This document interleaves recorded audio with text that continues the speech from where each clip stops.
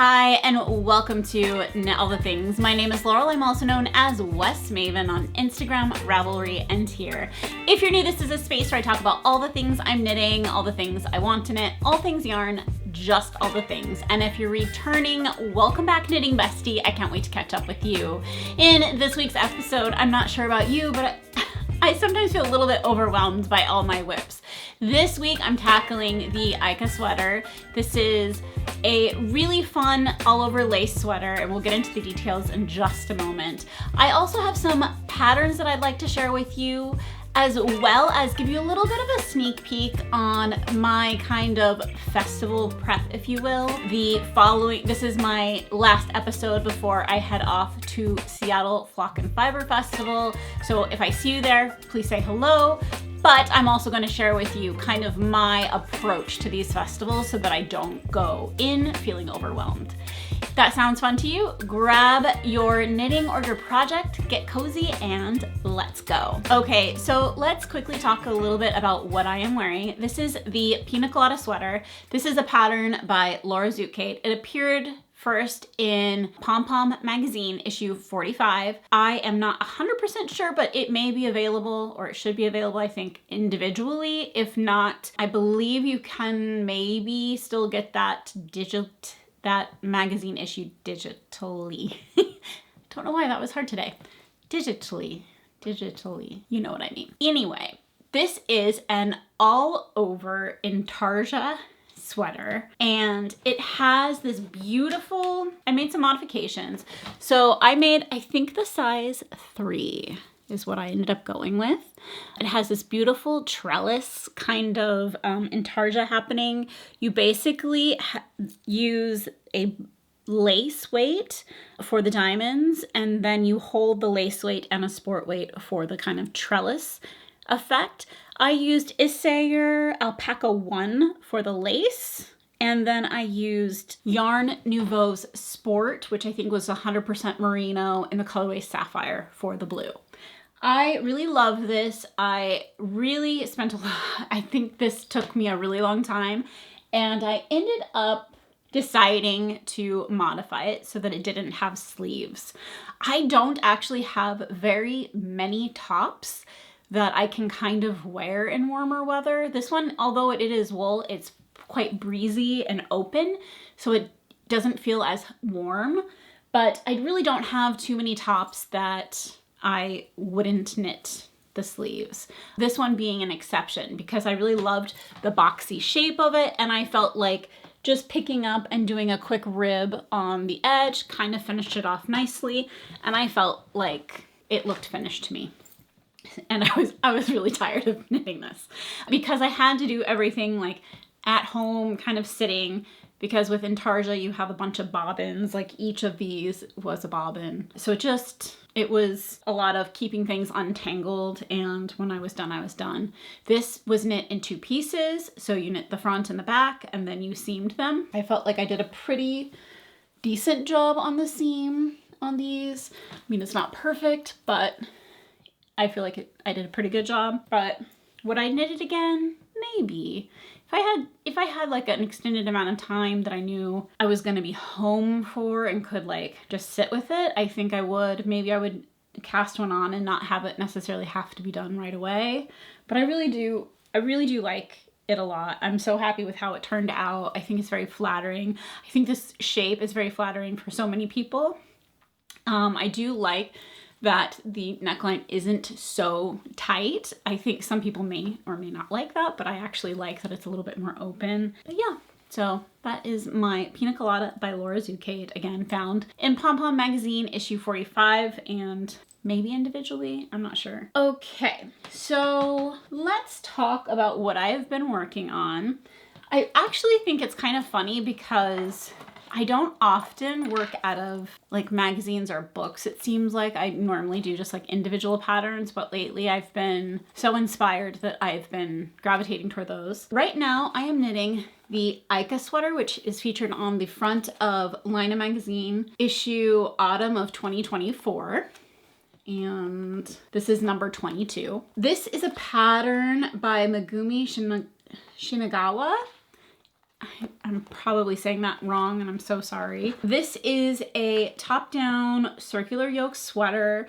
I did make some modifications, which I'll show you when I pull the sweater out, but it is a really fun sweater to knit. It's gone by quite quickly. It probably would have been further along had I had a little bit more knitting time, but this is their version of the sweater. And I actually think their version you can see a little bit better some of the details of the lace. You will notice that this sweater has a higher neckline. So one of the modifications that I did was I actually adjusted to not have such a high neckline, and also on the hem, which you can't see in this picture, but let me see if I can find it on another picture. I guess here you can see. On the hem, I decided also to not do such a deep hem. It has a beautiful, like, circular, well, I don't know if it's circular, but a slanted kind of rib happening for both the neckline and the hem of the sweater, but I was just not feeling it. I felt like I made some modifications in the pattern in general that I felt like it would look funny if I left like a big chunk of the sweater at the bottom more, I guess, solid, if you will, since that ribbing kind of has a more solid look rather than the lace. One other thing I will say is that, well, let me show you and then we'll get into it. So this year I've been trying to be a little bit conscious of my yarn purchases and use up some of my stash. So with this project, I did make a purchase, but I did also use some stash, so I feel pretty good about that. I am using Surrey Stratus yarn by Plymouth Yarns in the black colorway, number 11. It's just a black Surrey alpaca. It's 68% alpaca, 32% nylon. It's a nice yarn. It is very, I would say, affordable. So for yes, 25 grams is approximately 274 yards, and it costs $7 from the shop I bought it from. It might have been a couple of years ago, but I will, if they still have it, I will link that shop below. But this is a really nice, affordable Surrey, if you will. And then I decided to pair it with this pretty wild yarn that I bought from a Portland store called Good Yarn. They sell yarn on cones, and this one is, I believe it's 100% Lurex, but it is called Jenny. So if you go on their website, it's called Jenny. I ended up purchasing, I think this is like 200 grams or something, and the yardage, I cannot see, maybe 680 meters per 100 grams. I'll put the details below. Also, if you sign up for my newsletter, I send out a newsletter with all of the links of things that I talk about on each episode just after I publish the episode, so that you can have that information to your inbox if that's more convenient to you, and there will be a link below to sign up for that. So anyway, I used this 100% Lurex yarn. It's called I think it's like Burgundy or Bordeaux, and it's a very sparkly all Lurex yarn. It's kind of a cool, hopefully the camera can capture this, but it's got like little, it's almost like an eyelash yarn in a way. And so I held those two together and came out with this lovely number. It's going to be kind of hard to see the lace, but you can kind of get the idea. I tried it on last night for the very first time, and the whole time that I was knitting this, I was like, wow, this is a lot of sparkle. I don't know. And I tried it on. All of my fears were quieted. I got so excited to get this done. So some of the things that I decided to do differently. As I mentioned, I did not do the higher neckline. I decided to, I believe in the pattern, it says do rows, I think it's like 1 through 8. It's like of the pattern of the chart, do rows 1 through 8 and twice, and then maybe another half time, like 2.5 times. Instead of doing that, I just did 1 time and not a half time and not a 2.5 time.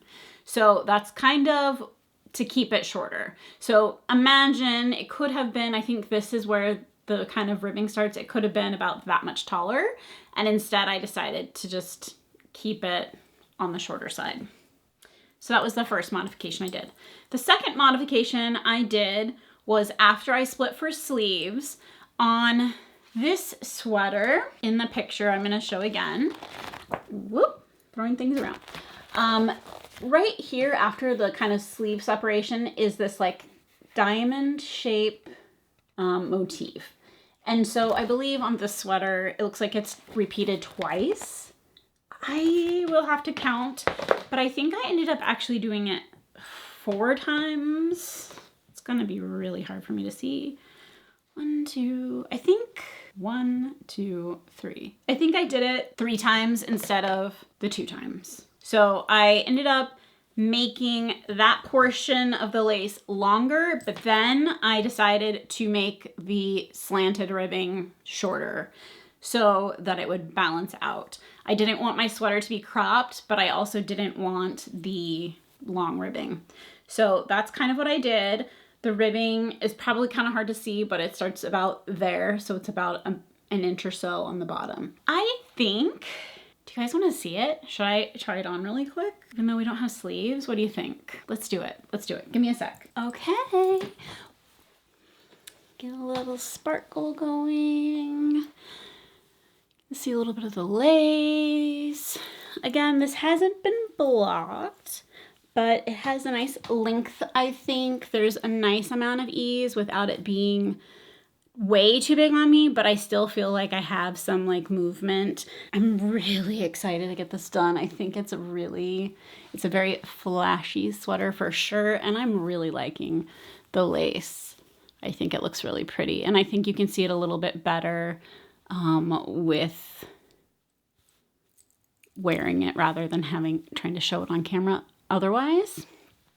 But let me know what you think.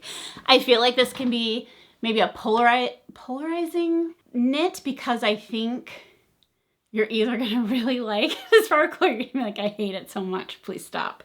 I'm not gonna stop. No. So I have to do the sleeves still. I certainly crossed my mind that I was like, oh, I really liked the Pina Colada so much with the short sleeves. Maybe I should just like go again. But I don't think I'm going to. I think this could be a really nice like festive sweater. I really don't think it has to be though by any means. I am definitely I have some very sequined tops that are vintage that I do wear occasionally, and there doesn't need to be necessarily a special occasion for it. I will say I'm gonna have a lot of this yarn left. So I will check when I'm done to see how much I have left. I'm not sure if the yarn shop still has this one. I will check and maybe put it on the screen if it's still available as of filming this. But maybe I will give away the rest. Maybe the rest could be used for another one, because I feel like you could almost get a second sweater out of this. So let me do the sleeves and we'll figure it out. But if that's something that interests you, put a message on there, and I'll probably just wind it off the cone for you, because that might make it easier. Anyway, so I'm really liking the Aika. I think, let me tell you some of the really nice things about the pattern. So the pattern has really easy to read charts. It is a very simple pattern. If you have done any sort of lace knitting, I'm sure you know that it's really just like knitting together and doing yarn overs, and essentially you've got lace. So when I first started knitting and saw lace, I thought, oh, that looks so hard and so complicated. But honestly, I approach every pattern the same, and it's stitch by stitch. Like I do sometimes fall into the trap of, oh, and it says end at the same time. Go back and fix that. But most of the time I just try to stick with like the instructions for where I'm at in the pattern, because if I read ahead, I think I don't know what that means. Like I can't visualize it. But when it's in front of you and you know that you need to do 2 knits and a yarn over, or like whatever it is, if you break it down stitch by stitch, you can really knit anything. So there is my Aika so far. I think it's pretty fabulous. I hope you guys like it.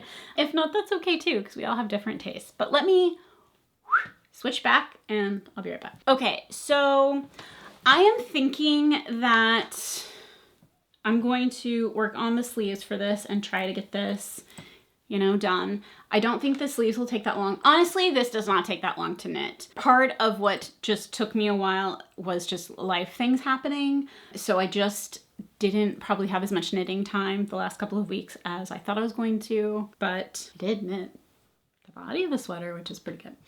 So let's talk about the other stuff I was working on.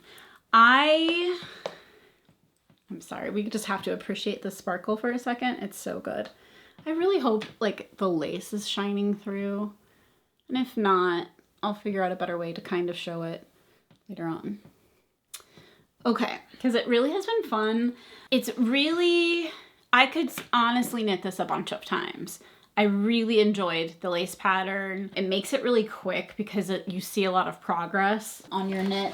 It doesn't take that much yarn. So far, for the body, I want to say I'm still on my second, so I've only used like 50 grams so far of the Surrey, which is why I think I'm gonna have to like do something with this yarn, because I think I can't imagine doing 2 sweaters in it as much as I love it.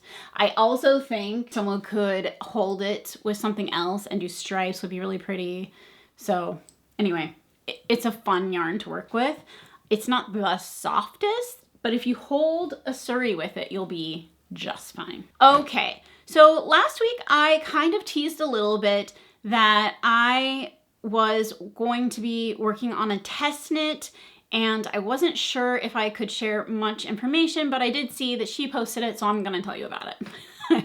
So Claudia Quintanilla, her team reached out and asked if I'd be interested in testing. And of course, I love her patterns and said, yes, please, please, please send me the pattern over. So all I have done so far is swatch. And I'm going to tell you why, because I had a vision, and I'm not sure if this has happened to you or not, but I really was like certain that my like vision was going to just be flawless and go from the jump. And it wasn't. I had to try a few different things, and I finally kind of figured out a good combo, but it did take me a while and a lot longer than I thought. So let me show you what I ended up with, but let's talk about the first attempt. So I luckily, during the pandemic, a random thing, Knitting for Olive couldn't ball their yarn. Like that portion of their business was kind of closed for a little bit during the pandemic. And so they sold their soft silk mohair on cones. And I ended up buying, I think, 4 cones, 2 black and then 2 a like blush neutral, which I did use already for a sweater. But I've had these black cones in my stash, which is so silly because I've also had balls of this also. So I have a lot of like Knitting for Olive soft silk mohair, and I've been wanting to use it. So I was trying to find the right pattern. I originally had bought this for Anne Vensel's cocoon cardigan, I think. I was going to use this and then a mashup of a couple colors, which, because I just was inexperienced, thought that would work, and I'm pretty sure it wouldn't. But let's talk about what we did. So my first thought was let's show the pattern. I mean, all over the place, sorry. So she designed this pattern called the Divino Pullover, and it is a beautiful all-over texture with I guess a cable detail on the raglan and down the side. And it's just a gorgeous, gorgeous pattern. This one, if you can see in the picture, she also has designed a skirt as well. I'm just working on the pullover right now. Okay, so I thought, you know me, I like a black yarn, but I thought there's just no way that you're gonna be able to see the detail if I do black yarn. Maybe if I use something else. So I bought 3 different colors of this yarn. This is Brooklyn Tweed Veil. It's something that's been discontinued, and now like all of their yarns are discontinued, so I apologize. But it's essentially a lace weight rambouillet. This is like a burgundy color leaning a little purple.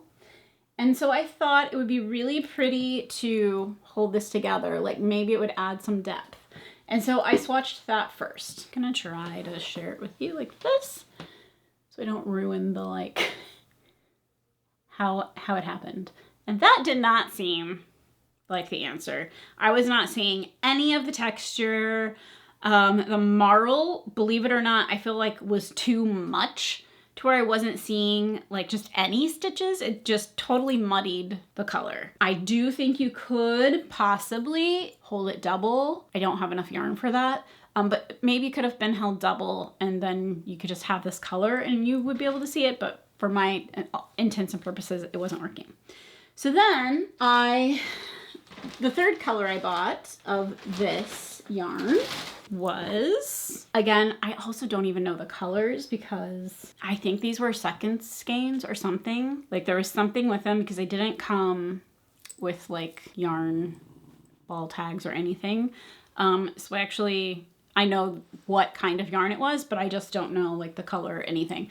So this is like a medium gray. And so I thought medium gray.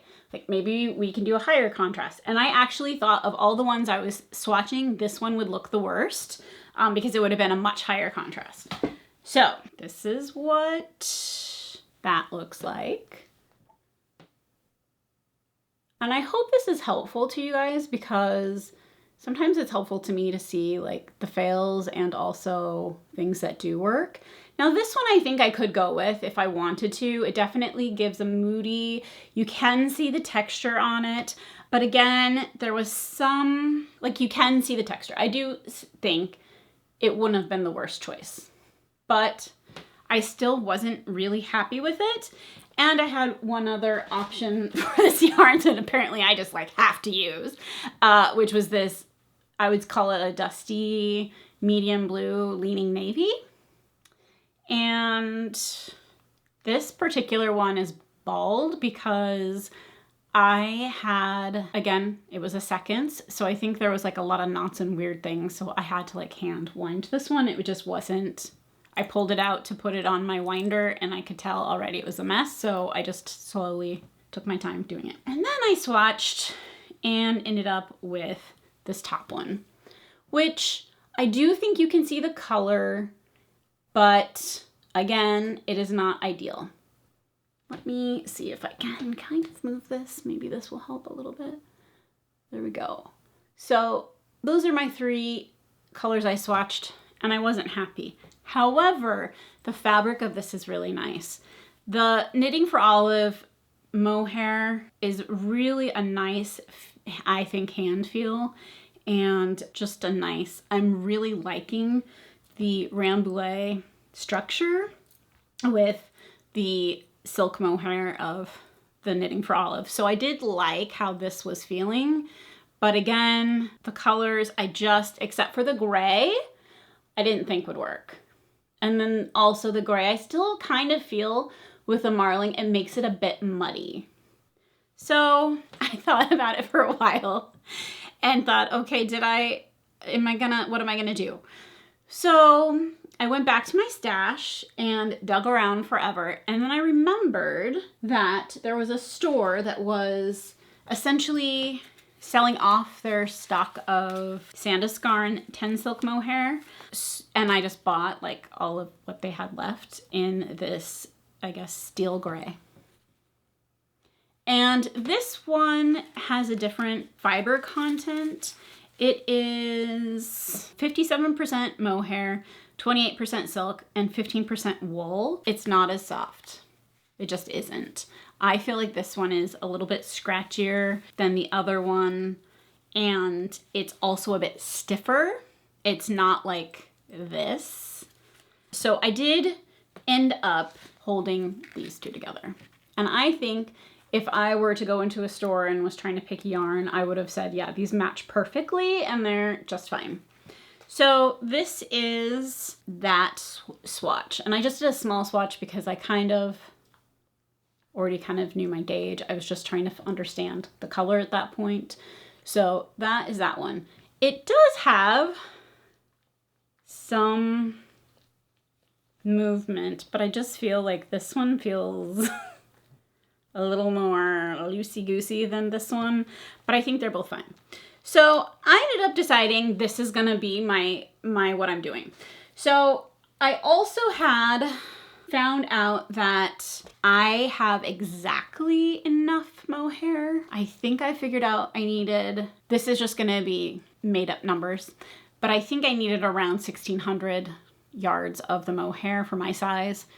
Again, that's just an arbitrary number I'm throwing out there, but whatever it was, I had like that and like 30 more yards or something. And just to be on the safe side, I found somebody with the same lot number as this on Ravelry and bought a ball of yarn from them, and it's on its way. So I'm feeling confident I won't run out of yarn. Hopefully this is not famous last words, and let's find some wood. Okay, so that is what I'm gonna do. But it took me a lot of trial and error swatching that I have not cast on. That is going to be the goal, to cast this on. I will say, so let's talk a little bit about the pattern. Obviously I haven't cast it on yet, but I can tell you about the stitch pattern that I have done so far. And it is very easy to memorize. Like it's, I think it's like a 6-row repeat. It's 4 or 6 rows. And I think it's 6 rows. I think it's around 6-row repeat, something like that. And memorizable. And also you can just look at your knitting and see exactly where you're at, which I absolutely love. So I will really only have to pay attention, fingers crossed, to the raglan areas.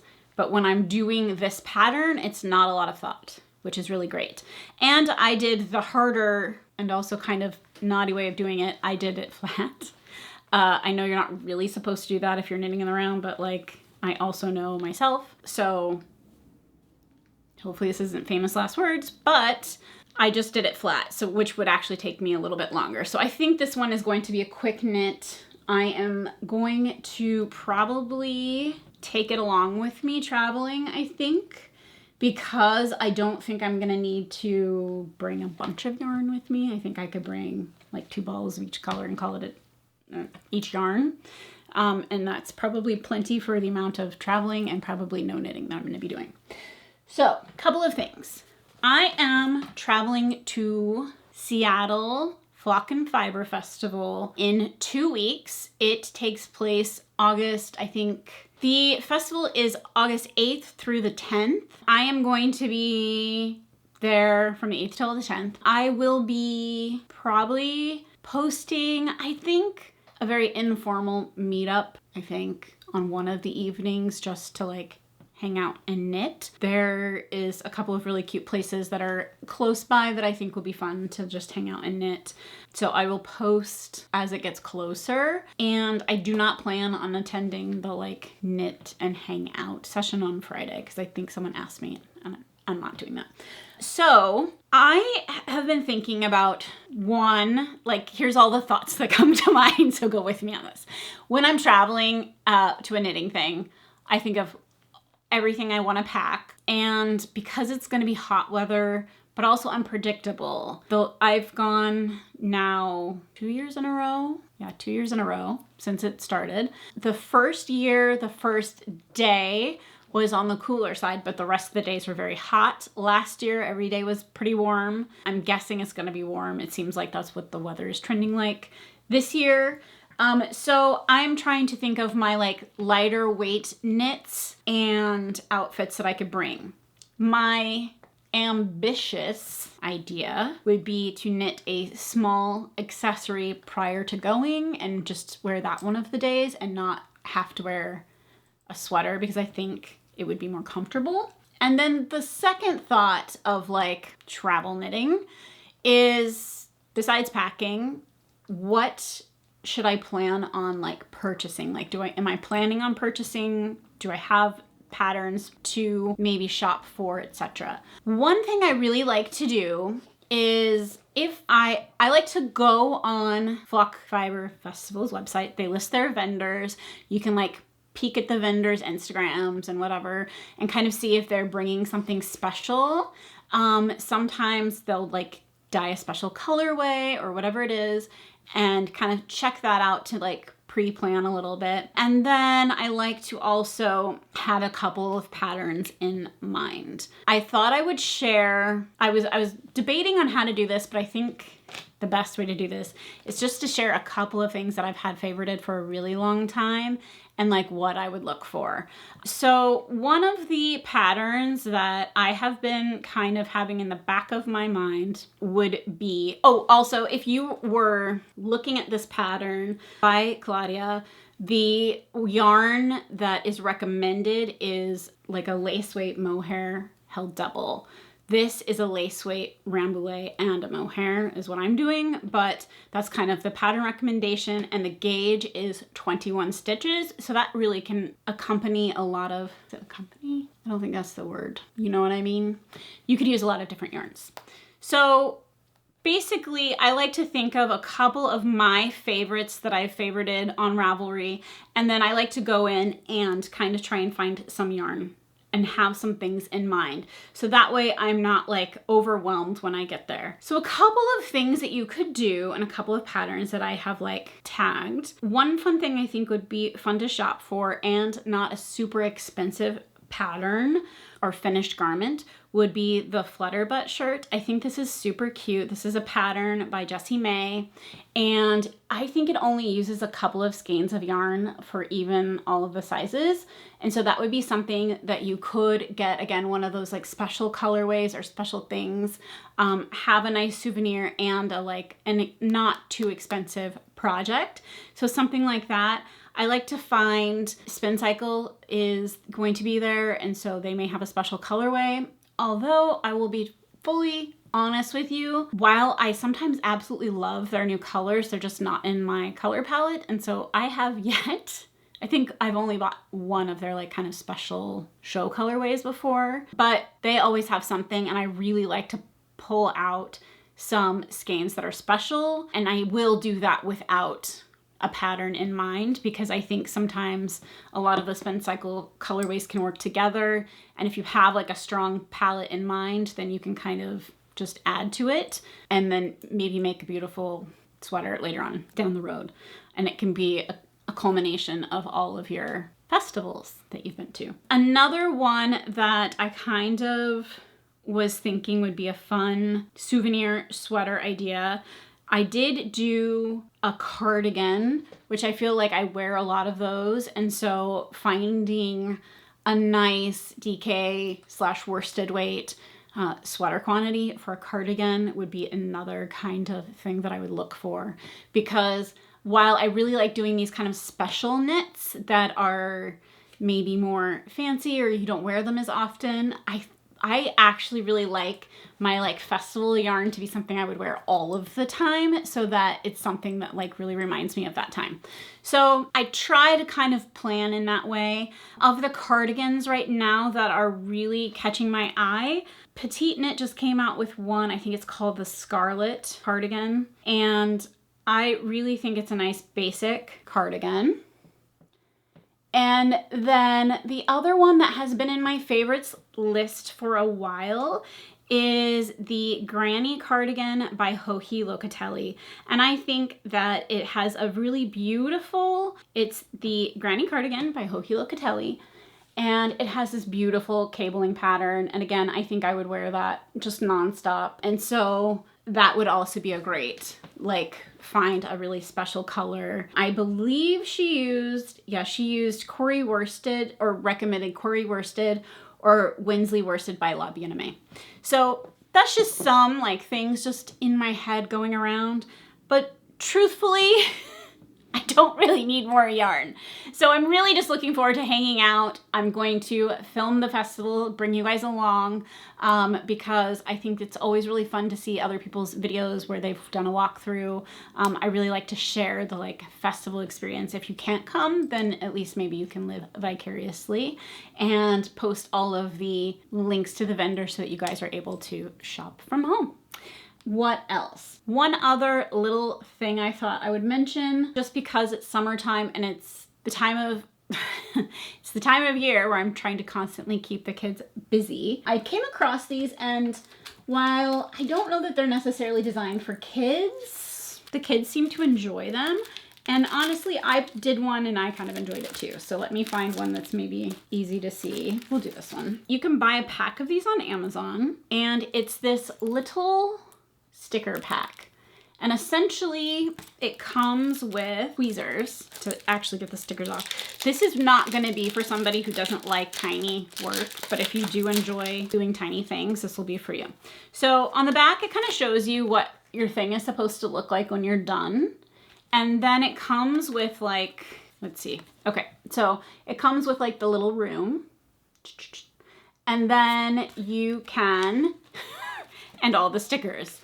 And you can reenact the scene on this thing. And you can use the back picture to do that. I felt like they were pretty, for like as many as it comes in a pack, inexpensive. And I will add that link below. But it was something that I found that I just thought was kind of fun and different, and I hadn't seen it before, so maybe you have already seen this, I don't know, but I thought it was kind of fun. There really is no rhyme or reason that I can tell. I will say the one annoying thing about it is it's layered, so it really is like part puzzle, part almost like a coloring book experience, where you really have to think like which item is layered on what. Like maybe there's a table, but there's like 10 things on the table and then a rug under the table. So you really have to like plan where your sticker is going. I will also say the smaller ones compared to the larger ones are much easier. So there's that. But again, they're super fun. Like this one's really cute. It is, I don't know, it looks like a bunch of cats in a garden in a house. So, and everything's purple. I thought they were fun. I did one. I got a little bit frustrated with one of the big one. Like I've done a couple of the little ones with my kids. We'll work on it together. But the big one I did by myself and I was kind of annoyed. So it's fun, but it can also be annoying. So take that lightly. Anyway, so I think if I'm going to be super ambitious, things I would like to kind of get done between now and our next video, which I think in 2 weeks I will actually be at Flock. So it's unlikely that I will film a podcast while I'm actually there.